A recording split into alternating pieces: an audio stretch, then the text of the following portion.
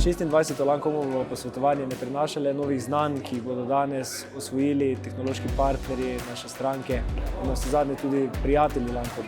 V Sloveniji je ta trend digitalizacije v porastu. To je posledica nekih aktivnosti, ki so se odvijala v zadnjih 3 letih, še posebej v času covida, ker je prišlo do veliko dela od doma. Podjetja so ugotovila, da je digitalna preobrazba edini pravi način za optimiziranje določenih poslovnih procesov in tudi navsezadnje poslovanja.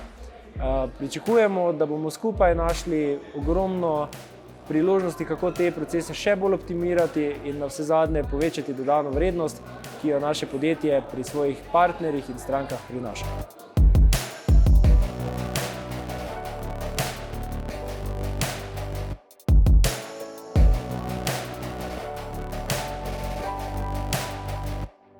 Jaz mislim, da digitalizacija je samo nadgradnja te globalizacije oziroma je digitalizacija tisto, kar nam bo približalo globalizacijo in podjetje, kot je Lancom, ki je, kot smo danes slišali, eno vodečih v Sloveniji na takšnem področju, je vsekakor njihov dostop do tujih trgov, kjer delujem tudi sam, dosti olajšan, to usklajevanje oziroma najti tisti balans, ki je potreben, da bo končni uporabnik, imel te digitalizacije nekaj v svojem lastnem življenju.